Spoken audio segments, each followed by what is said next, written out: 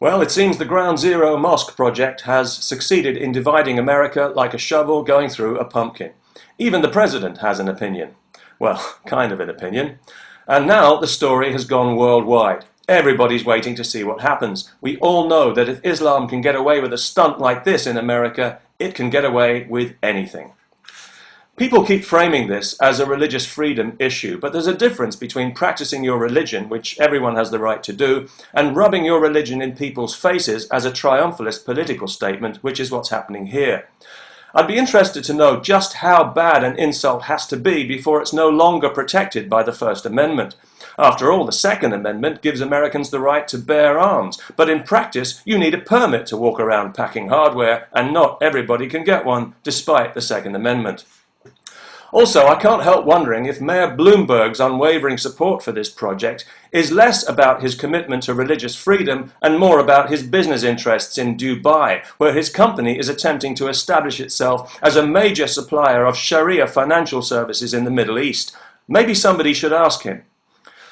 Liberal commentators keep telling us this is not really a mosque at all, it's just a community centre and a prayer room, and it's not even at Ground Zero.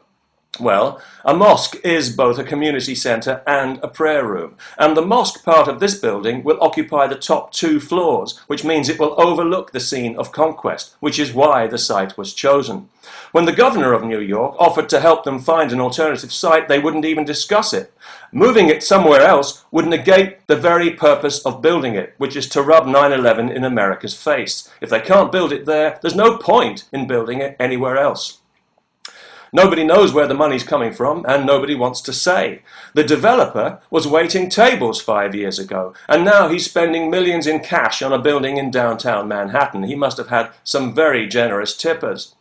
As for the supposedly moderate imam behind it, he supports Sharia, he supports the Iranian theocracy, he won't condemn terrorism, not even the exploitation of children as suicide bombers, and he blames America for 9/11. And now we hear he's even taking credit for Obama's speech in Cairo. You remember, where he sucked up to the Muslim world and called it statesmanship. If that's true, that's a hell of a lot of influence to have. I wonder if he had anything to do with the president's recent Ramadan speech, where he praised Islam's role in advancing justice, progress, tolerance, and the dignity of all human beings. Yes, President Obama actually said those words, and with a straight face. No wonder so many Americans think he's a Muslim. That's the kind of thing only a Muslim could say, or a European politician. We all know how badly the president wants to be popular in the Muslim world, so I guess he felt he had to say something nice because his audience was full of Islamic activists who might otherwise have accused him of Islamophobia and racism and forced him to undergo cultural awareness and sensitivity training, and how embarrassing would that be for the first black president?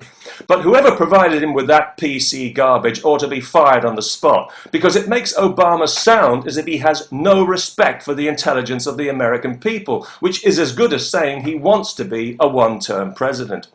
Everybody knows that Islam has done absolutely nothing for justice, progress, tolerance, or the dignity of human beings. Is he kidding? The worst thing you could do is expose any of those things to the influence of Islam, and to claim otherwise is simply a barefaced lie. Doesn't he realize that nobody's buying this crap anymore? He must have seen the opinion polls. He must know that there are millions of people all over the free world who simply don't trust this religion anymore, because time and again they've seen its activists exploiting our freedoms to act in bad faith, exactly as they're doing at Ground Zero. They've seen that when it comes to Islam, the tolerance and the respect only ever go one way. A religion of peace? No. What people see, and what they've seen for 20 years since the Rushdie affair, is a religion of intolerance, of aggression, of phony manufactured grievances and hysterical bullying, unreasonable and manipulative special pleading and privilege seeking, gross misogyny, homophobia, anti-Semitism, and violence.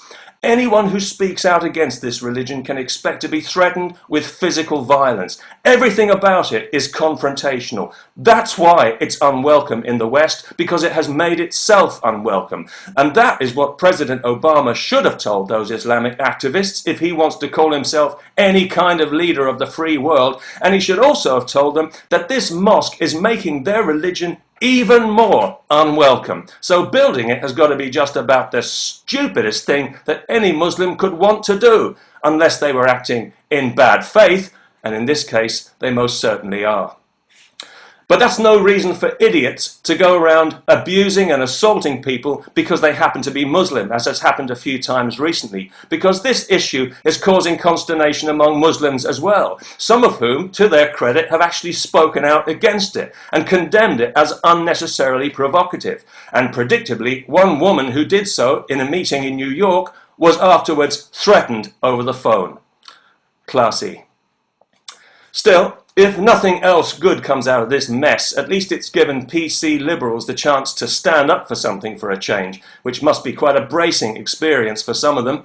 And I'm sure they're all delighted to know that it looks as if this thing will go ahead, because obviously nothing can be done legally to stop it, and the people behind it clearly don't have the intelligence or the good grace to withdraw the plans, even though they know as well as everyone else that if the positions were reversed, and if this level of calculated insult was being directed at Islam, there is no way on earth that this project will be allowed to proceed, constitution or no constitution. Peace, and you know it's true.